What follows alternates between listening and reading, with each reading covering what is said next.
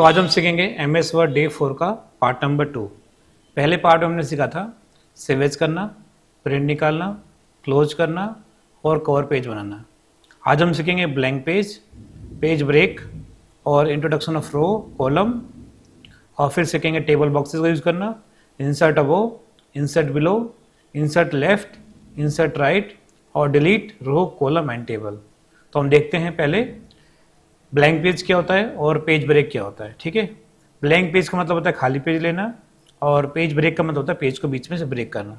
जैसे देखो मैं यहाँ पे जूम आउट करता हूँ, इसको मैं जूम आउट कर रहा हूँ और यहाँ पे जाके व्यू टैब में जाके मल्टीपल पेज पे क्लिक कर देता हूँ। देखो कि मेरे पास मल्टीपल पेज आ चुके हैं।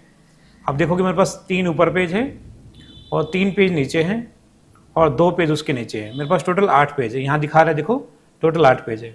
अब मुझे क्या करना है, लास्ट में मुझे एक नया पेज चाहिए यहाँ पे। अब ठीक है, इसके बाद मुझे कुछ और नोट्स लिखने हैं, उसके लिए मुझे यहाँ पे एक नया पेज चाहिए डे 12 के बाद। तो यहाँ पे क्लिक करना है आपको, जहाँ पॉइंट आपको खत्म हो रहा है सबसे लास्ट वाला, और आपको जाना है इंसर्ट टैब में और यहाँ पे क्लिक करोगे ब्लैंक पेज। तो देखो आपको एक नया पेज यहाँ पे मिल जाएगा। आपको एक और नया पेज चाहिए तो आपको करना है ब्लैंक पेज। देखो आपको एक और नया पेज नीचे मिल जाएगा। जो कोई पॉइंट दिखाई दे रहा है इसको आप बैक स्पेस से मिटा सकते हो, ये देखो मिट जाएगा। यहाँ भी पॉइंट आपको दिखाई दे रहा है, इसको आप मिटा सकते हो, यहाँ से मिट जाएगा। तो ब्लैंक पेज से आप नया पेज ले सकते हो। जैसे इसका एक और एग्जांपल देखो, जैसे यहाँ पर जो है डे 3 लिखा हुआ है और फिर डे 4 लिखा हुआ है। मुझे क्या करना है, इसके बाद एक नया पेज चाहिए जहाँ पे डे 3 लिखा हुआ है इसके बाद। तो यहाँ पे क्लिक करना है, जहाँ पे डे 4 खत्म हो रहा है यहाँ पे क्लिक करेंगे और ब्लैंक पेज पे क्लिक करेंगे। देखो इसके बाद आपको एक नया पेज यहाँ पे मिल चुका है। तो इससे आपने क्या सीखा, आप बीच में भी कोई नया पेज कभी भी आप इंसर्ट कर सकते हो। एक होता हमारा पेज ब्रेक। ब्रेक का मतलब होता है तोड़ना। अगर आपको पेज को बीच में से तोड़ना है तो हम यूज़ करते हैं पेज ब्रेक का। ठीक है, जैसे मैं Ctrl Z कर देता हूँ, यहाँ पे आप देखोगे, यहाँ पे जो आप देखोगे एक ही पेज के अंदर डे 1 के नोट्स भी है और एक ही पेज के अंदर डे 2 के भी नोट्स है। यहाँ पर आप देखोगे एक ही पेज के अंदर डे 3 के नोट्स भी है और डे 4 के नोट्स भी है। इसमें तो आप देखो डे 5, डे 6, डे 7 एक ही पेज के अंदर 3-3 दिन के नोट्स है। हमें क्या करना है, हर एक पेज पे सिर्फ एक ही दिन के नोट्स हमें लिखना है। तो इसके लिए हम यूज़ करेंगे पेज ब्रेक का। तो कैसे करेंगे, देखो जहाँ पे आपका ये डे 1 खत्म हो रहा है, कहाँ पे खत्म हो रहा है, यहाँ पे लिखा है राइटिंग माई सेल्फ, यहाँ पे खत्म हो रहा है। क्लिक करेंगे और पेज ब्रेक पे क्लिक कर देंगे। देखो यहाँ से पेज आपका अलग हो गया और सारा जो डेटा था वो आपका देखो इधर आ चुका है। फिर उसके बाद देखो यहाँ लिखा है पॉइंट 11, इसको मिटा देंगे बैक स्पेस बटन से, ही ठीक हो जाएगा।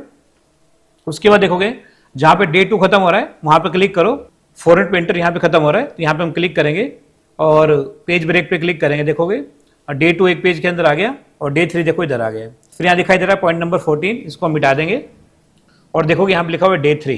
अब मुझे क्या करना है, इसको भी सेपरेट करना है। तो यहाँ पे क्लिक करेंगे, जहाँ पे पॉइंट नंबर 14 है यहाँ क्लिक करेंगे और दोबारा पेज ब्रेक पे क्लिक करेंगे। देखोगे तो यहाँ देखोगे दोस्तों इस पेज के अंदर जो है सिर्फ डे 3 के नोट्स आ रहे हैं, बाकी देखो डे 4 इधर आ चुका है।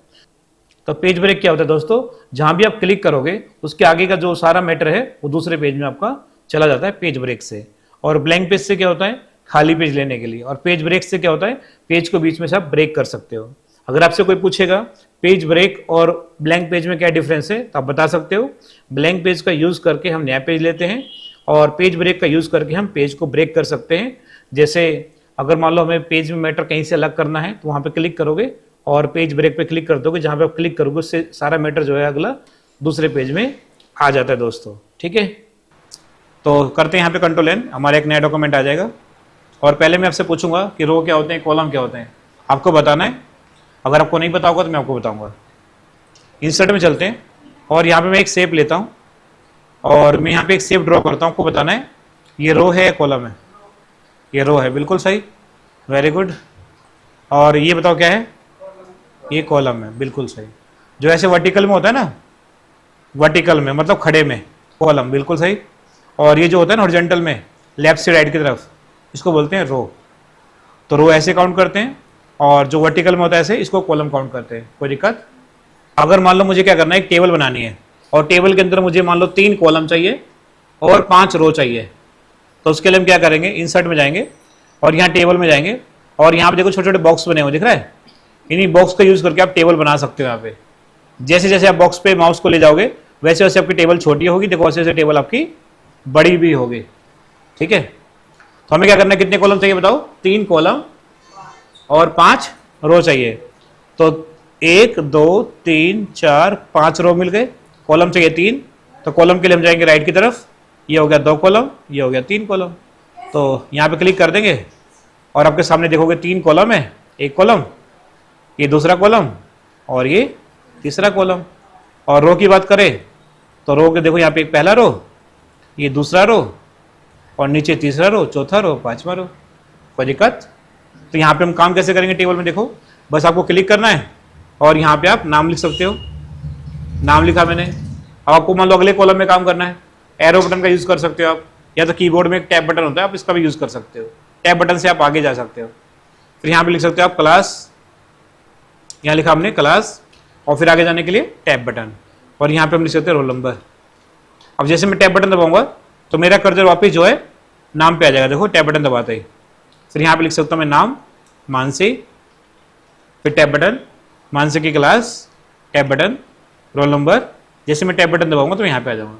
वैसे आपको टेबल में कहीं भी मूव करना है आप एरो बटन का यूज कर सकते हो। इधर से देखोगे आप राइट साइड में जाओगे राइट एरो से, और नीचे आना है तो डाउन एरो, और ऊपर जाने के लिए अप एरो, और लेफ्ट में आने के लिए आपको लेफ्ट एरो। बहुत सिंपल है। पर टैब बटन जैसे आप यूज करोगे तो आपको एकदम से वो कर्सर यहाँ से यहाँ पे आ जाएगा। उसके बाद है अगले बच्चे का नाम आदेश, यहाँ लिखा मैंने आदेश, और यहाँ पे आदेश की क्लास, और यहाँ पे रोल नंबर। जैसे मैं टैब बटन दबाऊंगा फिर यहाँ पे आ जाऊंगा मैं।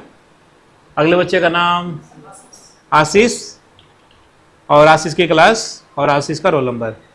अगले बच्चे का नाम है निधि, और यहाँ पे निधि की क्लास और यहाँ पे निधि का रोल नंबर। इसको करता है एक बार कंट्रोल जेड, वो तो ऑटोमेटिक आ गया टैब बटन दबाते ही। अब देखो यहाँ पे मान लो टेबल हमारी खत्म हो गई। अब हमें क्या करना है, खुशी लिखना है और खुशी के बाद सत्यम लिखना है। तो उसके लिए हमारे पास रो नहीं है। देखो अगर रो नहीं होगा तो रो बढ़ाते कैसे वो देखो। लेआउट में आपको जाना है। लेआउट में देखो यहाँ पे 4 ऑप्शन है। एक इंसर्ट अबव का ऑप्शन है, एक इंसर्ट बिलो का ऑप्शन है, एक इंसर्ट लेफ्ट का ऑप्शन है, और एक इंसर्ट राइट का ऑप्शन है। अभी जैसे मान लो मैंने क्लिक किया हुआ है निधि पे, तो मुझे टेबल जो है नीचे की तरफ बढ़ानी है। तो यहाँ पे देखो इंसर्ट बिलो करोगे, बिलो मतलब होता है नीचे, और यहाँ पे एरो भी आपको इशारा कर रहा है कि इससे क्या होगा, नीचे रो बढ़ने वाली है। अगर यहाँ पे एक बार क्लिक करोगे एक रो नीचे बढ़ जाएगा, अगर दोबारा क्लिक करोगे तो देखो एक रो नीचे और बढ़ जाएगा। तो यहाँ पे देखो आपके सामने जो है वो 2 रो बन जाएंगे। फिर यहाँ पे हम क्लिक करेंगे और यहाँ पे लिख देंगे हम खुशी, और यहाँ खुशी की क्लास और खुशी का रोल नंबर। फिर यहाँ पे लिख देंगे सत्यम, सत्यम की क्लास और सत्यम का रोल नंबर। पर कई बार क्या होता है, जैसे यहाँ पे लिखा हुआ है नाम, और हमें लिखना है पे serial number, serial number 1, serial number 2, 3, 4, 5, 6, इस तरह से। तो अगर मैं नाम पे क्लिक किया है तो टेबल मुझे किधर बढ़ाना है, लेफ्ट की तरफ या राइट की तरफ? लेफ्ट की तरफ। तो यहाँ पे इंसर्ट लेफ्ट करेंगे तो आपको लेफ्ट साइड में एक कॉलम मिल जाएगा, और यहाँ पे आप क्लिक करके सीरियल नंबर ये इस तरह से लिख सकते हो आप। उसके बाद देखो सीरियल नंबर के लिए जो है ना, ये काफ़ी ज़्यादा बड़ा कॉलम है, इसको हम छोटा कर सकते हैं। पर कई बच्चे क्या करते हैं, छोटा इधर से करते हैं, तो नाम के लिए काफ़ी बड़ा कॉलम हो जाएगा, देखने में बढ़िया नहीं लग रहा है। तो जो आप छोटा कॉलम करोगे ना, तो यहाँ से पकड़ना, जब ऐसा निशान आ जाए डिवाइड का इस तरह से, तो इसको पकड़ के इधर की तरफ भी छोटा करना है, तो आप ठीक है ये। अब यहाँ पे सीरियल नंबर 1 एरो से नीचे आएंगे। अब देखो यहाँ पे एरो का काम है, एंटर करोगे तो ये इस तरह से गड़बड़ होती है देखो। तो क्या करना है आपको, नीचे आने के लिए एरो बटन दबाना है, फिर serial number 2 arrow button, down arrow, serial number 3, serial number 4 और सीरियल नंबर 5, सीरियल नंबर 6। इस तरह से हम काम करेंगे। उसके बाद देखो टेबल हमारा ज़्यादा उधर चला गया, इसको पकड़ के यहाँ से प्लस पे पकड़ के ऐसे आप इधर की तरफ इसको शिफ्ट भी कर सकते हो, कोई दिक्कत। और अब हमें देखना है, जैसे हमें क्या करना है, हमें ही करना है कि जैसे नाम के बाद यहाँ पे फादर नेम लिखना है। तो अगर मैंने क्लिक किया हुआ है क्लास पे, तो बताओ क्या करेंगे यहाँ पे हम, इंसर्ट लेफ्ट। अगर मैंने क्लिक किया है नाम पे, तब क्या करेंगे, इंसर्ट राइट। बिल्कुल सही, यहाँ क्लिक करेंगे और यहाँ पे फादर नेम के लिए कॉलम आ जाएगा, और यहाँ पे फादर नेम भी ऐड कर सकते हैं, और यहाँ फादर नेम जिसका जो भी है वो यहाँ पे हम टाइप कर देंगे। मैं आपको इसलिए सिखा रहा हूँ, कई बार क्या होता है हम टेबल बना लेते हैं, टेबल बनाने के बाद हमें जरूरत पड़ती है कि यहाँ बीच में एक कॉलम चाहिए था हमें, यहाँ पे डिटेल भूल गए हम लिखना, तो उसके लिए आप बीच में ऐड कर सकते हो, रो भी ऐड कर सकते हो और कॉलम भी आप ऐड कर सकते हो। अगर हमें क्या करना है, आशीष के बाद यहाँ पे लिखा हुआ है निधि, आशीष के बाद यहाँ पे मुझे लिखना है श्याम, आशीष के बाद, तो आशीष पे क्लिक करेंगे तो यहाँ पे इंसर्ट बिलो करेंगे तो आशीष के बाद एक रो आएगा। अगर निधि पे क्लिक करेंगे तो इंसर्ट अबव करना पड़ेगा ऊपर लेने के लिए, क्लिक करोगे आपको एक रो मिल जाएगा, और यहाँ पे आप लिख सकते हो बीच में भी श्याम, और यहाँ पे श्याम का फादर नेम, उसकी क्लास और उसका जो भी रोल नंबर है वो आप यहाँ पे टाइप कर सकते हो। और यहाँ पे आपका सीरियल नंबर गलत हो गया है, इसको मैनुअली ठीक करना पड़ेगा आपको। जैसे इसको 4 करना पड़ेगा, इसको 5 करना पड़ेगा, तो ये आपको मैनुअली ठीक करना पड़ेगा। एक्सेल में होता तो ये ऑटोमेटिक हो जाता, पर MS वर्ड के अंदर तो आपको मैनुअली ठीक करना पड़ता है। तो ये हमारा टेबल बन के तैयार हो गया।